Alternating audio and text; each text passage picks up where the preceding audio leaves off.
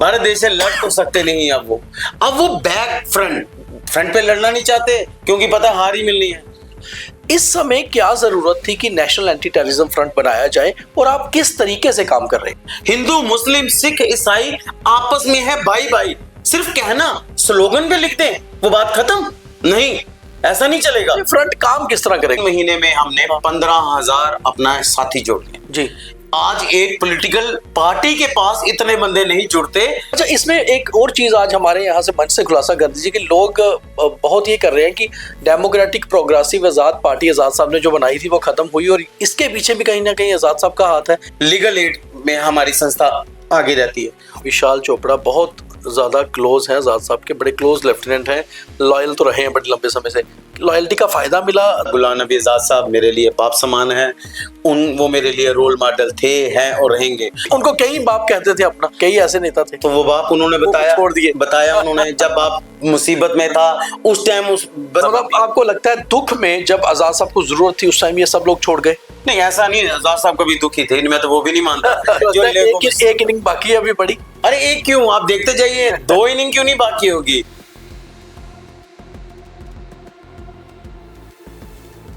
कुछ युवा नेता ऐसे भी होते हैं जो किसी पॉलिटिकल पार्टी के साथ ना होते हुए भी युवाओं में अपनी अच्छी खासी पैठ और पहचान रखते हैं, क्योंकि लंबा सफर तय किया होता है और साथ ही साथ संगठनों के साथ चले होते हैं। ऐसा ही एक चेहरा है जम्मू का विशाल चोपड़ा। कई पार्टियों से होकर अब नेशनल एंटी टेररिज्म फ्रंट, एक ऐसी नई संस्था जो एंटी टेररिज्म यानी कि सिर्फ टेररिज्म आतंकवाद नहीं बल्कि करप्शन, माओवाद या और कई किस्म का आतंकवाद जो हमारे समाज में लगातार दीमक बना हुआ है उसके खिलाफ काम करने को लेकर एक फ्रंट तैयार हुआ है। और नेशनल प्रेसिडेंट बने हैं विशाल चोपड़ा, जो जम्मू का रहने वाला एक साधारण परिवार का युवा मगर लंबा एक्सपीरियंस। इसके पीछे की कहानी क्या है, आज के स्ट्रेट ड्राइव में विशाल चोपड़ा के साथ बात करते हैं, सीधे सवाल भी करेंगे और देखते हैं कि कितना घुमाते हैं हमें या सीधा जवाब देते हैं। विशाल जी, बड़ा स्वागत है। नमस्कार, थैंक यू। एक पॉलिटिकल पार्टी से होते हुए फिर जम्मू कश्मीर के दिग्गज नेता और पूर्व मुख्यमंत्री, पूर्व केंद्रीय मंत्री गुलाम नबी आजाद के साथ आप जुड़े, उनकी पार्टी में भी रहे और एक ऐसा समय जब सब नेताओं ने छोड़ गए आप उनके साथ तब भी रहे। खैर, पार्टी तो खत्म हो गई मगर एक नया संगठन सामने आया, नेशनल एंटी टेररिज्म फ्रंट, और विशाल चोपड़ा बनते हैं उसके नेशनल प्रेसिडेंट या चेयरमैन। अब ये बात करते हैं कि दरअसल ये फ्रंट है क्या और काम क्या कर रहे हैं? जी, national anti terrorism front India एक ऐसा संगठन है जो ना कि सिर्फ टेररिस्ट, जिस तरह से आपने बता ही दिया, टेररिज्म के खिलाफ नहीं काम करेगा, ये हर उस टेररिज्म के खिलाफ काम करेगा जो हमारे देश को खोखला कर रहे हैं, दीमक की तरह चिपका हुआ है। आप आने वाले दिनों में देखिए कि जिस तरह से आपको पता चलता है कि एंटी करप्शन ने किसी तहसीलदार, किसी पटवारी, किसी बड़े अफसर, पंजाब में, हरियाणा में, गुजरात में, दिल्ली में, जम्मू कश्मीर में बड़े से बड़े अफसरों को एंटी करप्शन आज हमारी जो एजेंसीज हैं वो छोड़ नहीं रही। सिर्फ शर्तन उनको पता लगना चाहिए कि और अच्छे सबूत के साथ, तो वो उसको छोड़ती नहीं है। नेशनल एंटी टेररिज्म फ्रंट ही एक ऐसी संस्था बनी है जो हर टेररिज्म के खिलाफ काम करेगी, चाहे वो टेररिस्ट टेररिज्म हो, करप्शन टेररिज्म हो, ड्रग टेररिज्म हो, नार्को टेररिज्म आज हमारे देश सबसे बड़ा है और देश को खोखला कर रहा है। और मैं आपको बता देना चाहता हूं, यही एक ऐसा सबसे बड़ा और गलत टेररिज्म है जो नार्को टेररिज्म है, जो देश को खोखला तो कर रहा है, उससे जो पैसा इकट्ठा हो रहा है, जो फंडिंग इकट्ठी करते हैं, वो एक टेररिज्म को जाती है। कहीं ना कहीं आप समझते हैं कि पार बैठे इनके जो आकाएं हैं पाकिस्तानी, जो कायर देश बोलूंगा जिन्हें, उनको तो लग गया कि भारत से लड़ने की तो उनकी औकात है नहीं, भारत देश से लड़ तो सकते नहीं। अब वो बैक फ्रंट पे लड़ना नहीं चाहते क्योंकि पता हार ही मिलनी है। अब बैक जो स्क्रीन के पीछे कहेंगे अपना ड्रोन से आए दिन आप देखते हैं कि कभी ड्रोन पकड़ा गया, कभी वो अपना हथियार, कभी वो नक्शा। मतलब सीधी सी बात करें तो टेररिज्म जो है वो एक तरह नार्को टेररिज्म हो चुका है, क्योंकि आप सीधे बंदूक से नहीं बल्कि युवाओं को नशों से भी मार रहे हैं, नशों से भी मार रहे हैं। बिल्कुल। अब बात ये करते हैं कि 80 के दशक से भारत में, पाकिस्तान हो या ऐसे मुल्क हो जो भारत के विरोध में रहे, यहाँ पर टेररिज्म का दीमक, टेररिज्म का आतंक फैलाने की लगातार कोशिश करते रहे हैं और करीबन अब अगर हम इस समय को देखें तो 40-45 साल हो चुके हैं। कई सारे संगठन खड़े हुए जिन्होंने टेररिज्म के खिलाफ काम किया। इस समय क्या जरूरत थी कि नेशनल एंटी टेररिज्म फ्रंट बनाया जाए और आप किस तरीके से काम कर रहे हैं? देखिए, देश को ऐसी एक संस्था की जरूरत थी। हमने माना, हमारी पूरी टीम ने, हमारे संस्था के रोल मॉडल, मेरा रोल मॉडल शहीद भगत सिंह जी हैं। मेरे रोल मॉडल गुलाम नबी आजाद साहब हैं। मेरे रोल मॉडल देश के माननीय प्रधानमंत्री, माननीय गृह मंत्री जी हैं, रक्षा मंत्री जी हैं, जो 20-20 घंटे, 18 से 20-20 घंटे ये लोग अपने देश के लिए सर्वप्रिय होके काम करते हैं। माननीय पूर्व मुख्यमंत्री गुलाम नबी आजाद साहब जब अपने टाइम पे थे, आपने देखा होगा जम्मू कश्मीर में 2 से डबल शिफ्ट, ट्रिपल शिफ्ट भी काम करने की कोशिश की, मगर उन्होंने काम करके भी दिखाया। डबल शिफ्टों में स्कूल, हॉस्पिटल, रोडें, सड़कें, हर चीज बनाई। इसी तरह ये जो हमारी संस्था है, इस टाइम की जरूरत है लोगों को, ना कि टेररिज्म तो है ही है, मगर जो करप्शन टेररिज्म है, डोमेस्टिक टेररिज्म है। आपको पता है घरों में हमारी माता बहनों को कितना सताया जाता है, उनपे अत्याचार होते हैं, मारा जाता है उन्हें। क्या वो टेररिज्म नहीं है? हिंदू, मुस्लिम, सिख, ईसाई आपस में है भाई भाई। सिर्फ कहना, स्लोगन पे लिख दें, वो बात खत्म नहीं, ऐसा नहीं चलेगा। फ्रंट काम किस तरह करेगा? ये टोटली नॉन पॉलिटिकल है जी। इसमें कोई भी किसी की जगह, पॉलिटिकल आदमी इसमें आगे अगर अपनी सेवा देना चाहता है तो मोस्ट वेलकम, मगर ये संस्था नॉन पॉलिटिकल। अच्छा, इसमें एक और चीज आज हमारे यहाँ से मंच से खुलासा कर दीजिए कि लोग बहुत ये कर रहे हैं कि डेमोक्रेटिक प्रोग्रेसिव आजाद पार्टी आजाद साहब ने जो बनाई थी वो खत्म हुई, और इसके पीछे भी कहीं ना कहीं आजाद साहब का हाथ है, ये फ्रंट बनाने के पीछे। चलिए, मैंने आपको कहा ना, हमारे रोल मॉडल हैं आजाद साहब, उनका आशीर्वाद। एक देखिए, वो अगर हमारे बाप समान है, एक बाप समान जिसको हम सबको तो नहीं कहा जाता, अगर मेरे लिए, जब मुझे पता, जब मेरी दुख की घड़ी आई, मेरे माता पिता अभी स्वर्गवास हो गए कुछ ही साल पहले, जब मेरी दुख की घड़ी आई, मेरे सामने मेरे शाना बेशाना रोज 2-4 इंसान हैं, जो कुछ मीडिया से, हमारे राजी भी हैं जम्मू से, और गुलाम नबी आजाद साहब भी हैं, जिस तरह से मुझे शाना बेशाना अपना पास खड़े करने के लिए राज सर का बड़ा रोल है। उसी तरह गुलाम नबी आजाद साहब का, मेरी माँ है, आजाद साहब की जो वाइफ है, उनका बड़ा रोल है। वो मुझे बच्चों की तरह ट्रीट करते हैं, और मेरे तो रोल मॉडल वही हैं, क्योंकि उनके साथ जब हम 3-4 साल से जब मैंने सर्व किया था, आपको पता है मीडिया एज ए जर्नलिस्ट भी मैं हूं, एज ए जर्नलिस्ट मैंने सर्व किया, और सब कुछ उनके ही नक्शे कदम पे हमने काम किया। सेकुलर सोच रखी। बस अब ये जो फ्रंट बना है, ये तो बात आपने साफ कर दी कि जाहिर सी बात है आजाद साहब के आशीर्वाद के बिना नहीं बन सकता था, और आपको उन्होंने आगे रखा है। अब इस पे काम किस तरह हो रहा है? हर स्टेट की टीम बनेगी, टीम को क्या काम दिया जाएगा, क्या असाइनमेंट? 3 महीने में हमने 15,000 अपना साथी जोड़ दिए जी।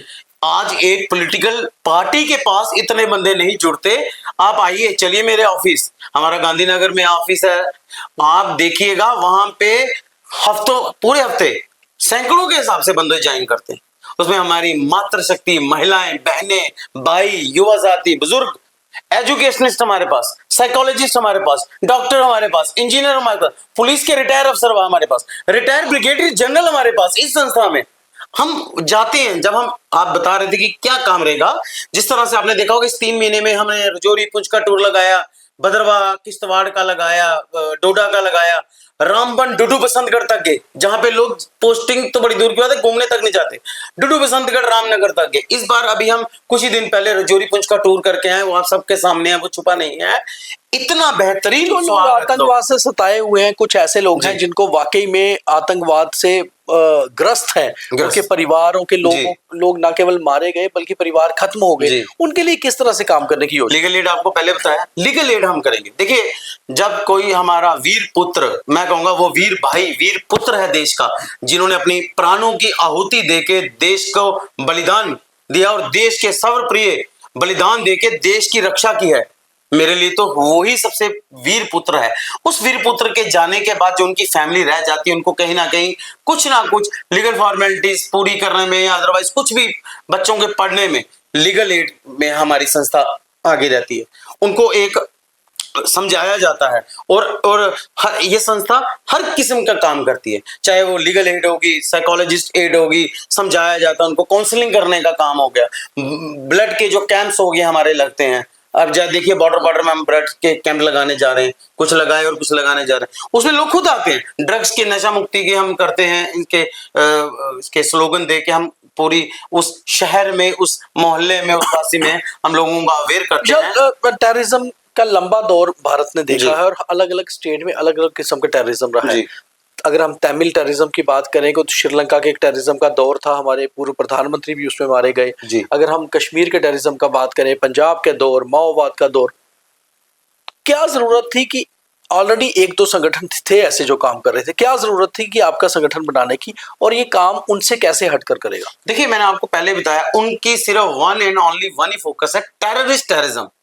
टेररिस्ट संस्थाएं हमारी टेररिस्ट पे तो काम करेगी करेगी। इसके अलावा जो टेररिस्ट सताए हुए हमारी माताएं, बहनें, बुजुर्ग, बच्चे, उनको कौन देखेगा जी? हमें सिर्फ आतंकवादियों से थोड़ा लड़ना है। आतंकवादियों से ग्रस्त जो हमारी परिवार पीछे रह गए, उनके साथ भी तो शाना बिछाना खड़ा होना ना हमने। वो कौन खड़ा होगा? अच्छा, एक और चीज कही जाती है हमेशा से कि जो एक तो आतंकवाद रहा जो फॉरेन से फंडिंग हुआ, एक टेररिज्म जहां पर गरीबी, गुर्बत थी, अनएम्प्लॉयमेंट थी, उन बच्चों को बहकाकर टेररिस्ट बनाया गया। क्या उनके लिए कुछ एम्प्लॉयमेंट का कामकाज उनको देने का कुछ साधन रखने का प्लान है? बिल्कुल, एग्जैक्टली। मैं कहता हूं, मैं आपको एक बात बताना चाहता हूं कि जिस तरह से मैं आपको बताऊं कि अनएम्प्लॉयमेंट की बात की आपने, जिस तरह से एक माँ के दो बच्चे होते हैं, एक बड़ा अच्छा नौकरी पेशा करके देश की रक्षा करता है, एक थोड़ा शरारती होता है, यहाँ भटक जाता है, क्या माँ उसको बाहर निकालती थी? नहीं निकालती।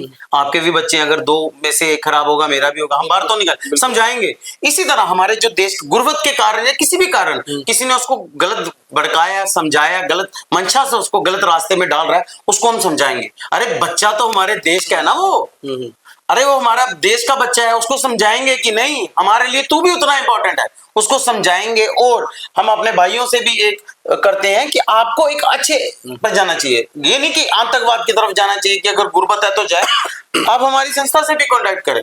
आर्मी की कितनी हर जगह एम्प्लॉयमेंट दी जाती है, पोर्टर्स दिए जाता है। अरे चलो, हम वो तो उस काबिल नहीं है कि आपकी कई नौकरी लग, हाँ पोर्टर्स के लिए आप जा सकते हैं, हम बताएंगे आपको। हम आपको अपने लीगल एड की जो हमारी संस्थाएं हैं, जो हमारे एडवोकेट्स हैं, आपको बताएंगे, जो हमारी संस्था को देखते हैं वो आपको समझाएंगे आपने कहाँ कहाँ भर्ती के लिए ये भी बात निकल रही है कि केंद्र सरकार कहीं ना कहीं आपकी ऑर्गेनाइजेशन को सपोर्ट कर रही है, ये सपोर्ट कर रही है। नहीं, केंद्र सरकार, उनका मार्गदर्शन तो केंद्र सरकार ही चाहिए ना। अब हम केंद्र सरकार की जो अच्छाई है, मैंने आपको किस तरह से कहा, 18 से 20 घंटे माननीय प्रधानमंत्री मोदी जी लगे रहते हैं, काम कर रहे हैं। माननीय गृह मंत्री जी अमित शाह जी काम कर रहे हैं, रक्षा मंत्री जी काम कर रहे हैं। क्या उनका कोई रोल नहीं है? उनका रोल सर्वप्रिय है।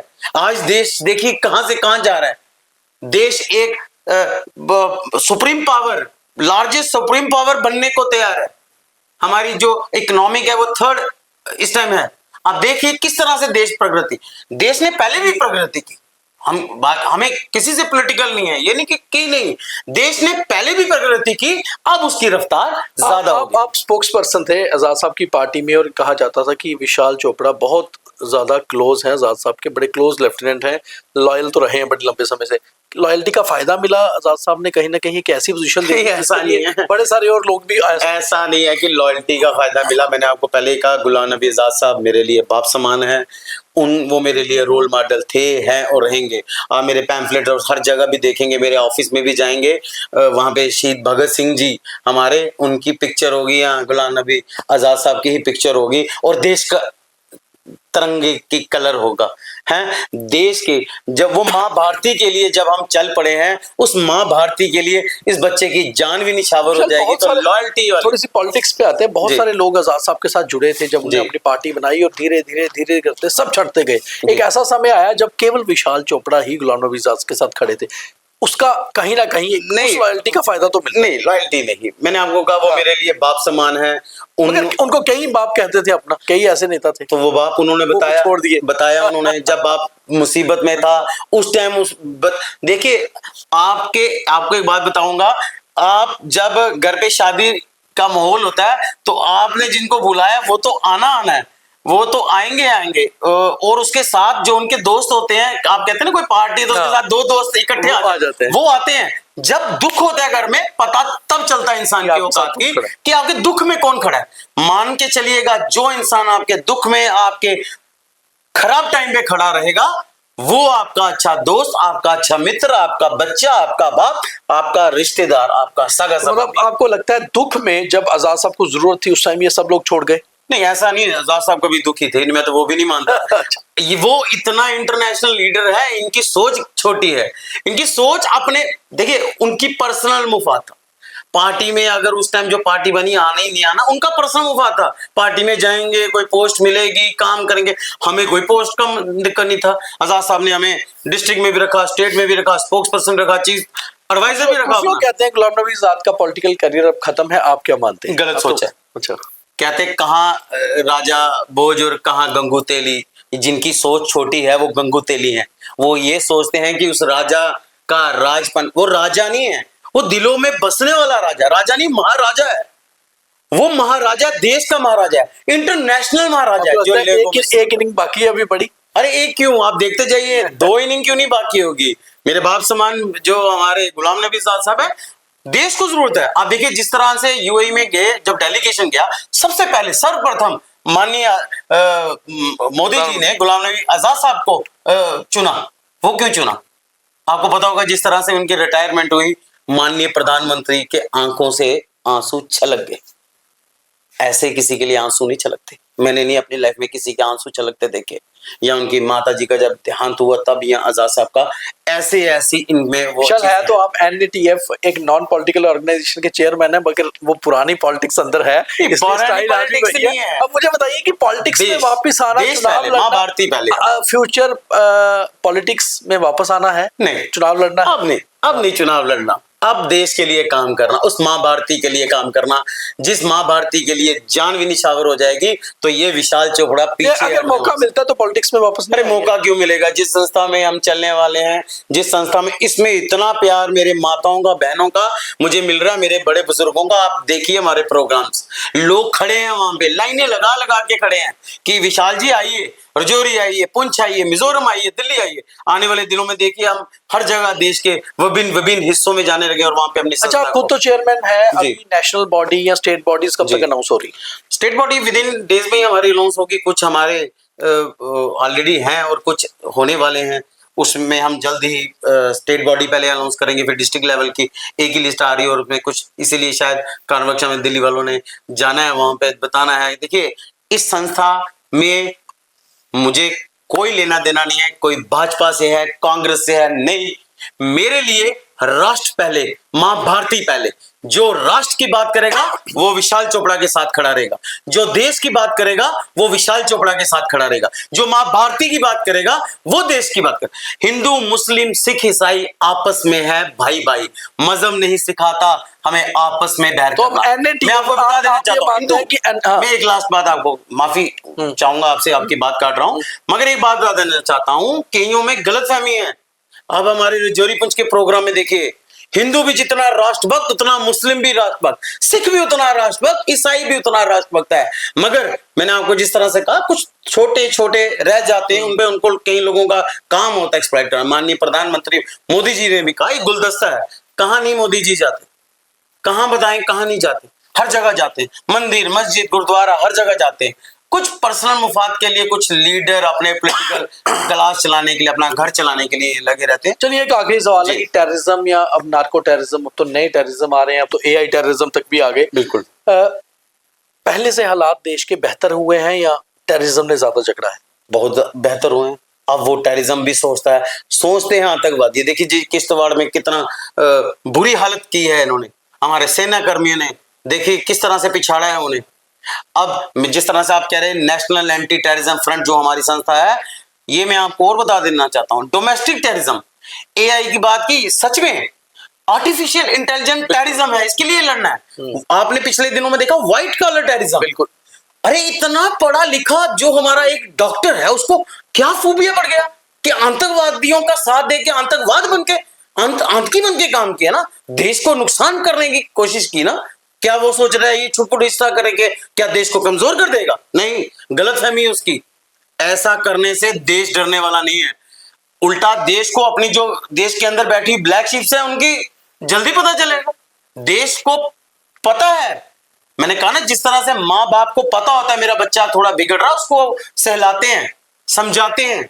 जिन लाइंस पे आपने बताया एनएटीएफ काम कर रहा है, ऑलमोस्ट उसी लाइन पर एक देश की बहुत बड़ी संस्था, बहुत पुराना संगठन आरएसएस भी काम करता है, तो ऑलमोस्ट उन्हीं लाइन पे चल रहे हैं आप भी। देखिए वो भी देश का संगठन, वो तो देश का ही संगठन है ना। कौन सा संगठन जो देश के लिए हित के, मैंने तो आपको पहले कहा हर वो इस संगठन के साथ हूं मैं। अभी आपने पीछे देखा होगा आरएसएस के जो प्रचारक थे गोकुल बिहारी जी, यहाँ बड़े हमारे ऑफिस में हमने मीटिंग की, हमारे में मोस्ट वेलकम है सबके लिए। मैं तो खोला रखा दरवाजा, फकीर आदमी है हम भी, हमने अपने दरवाजे खोल के रख दिए हैं। जो मर्जी है देश की बात करेगा, चाहे वो हिंदू है, मुस्लिम है, सिख है, ईसाई है, आरएसएस के प्रचारक है, हमारे कोई मौलवी जी हैं, हमारे कोई पंडित जी हैं, हमारे कोई क्रिश्चियन कोई भाई है, कोई भी है, देश वेलकम करेगा। मेरा दफ्तर, मेरा संस्था वेलकम करेगी, मगर देश की मां भारती की बात करनी चाहिए। बहुत धन्यवाद विशाल जी, बहुत अच्छा लगा आपसे बात करके। जी। तो विशाल चोपड़ा युवा नेता से एक पत्रकार, और पत्रकार से अब एक ऐसा नेता जो टेररिज्म के खिलाफ लड़ने को लेकर एक नया संगठन लेकर चला है और पूरे देश में अलग अलग किस्म के टेररिज्म को लेकर काम कर रहा है। हमें हमारी शुभकामनाएं हैं, क्योंकि ये लंबा चले और वाकई देश से हर किस्म का टेररिज्म जो है वो खत्म होना चाहिए। मगर कोशिश हमने की बहुत सारे सवाल इनके ओर फेंकने की, और इन्होंने भी स्ट्रेट खेला, हालांकि कई जगह वचन खेला, मगर नेता एक नेता ही होता है।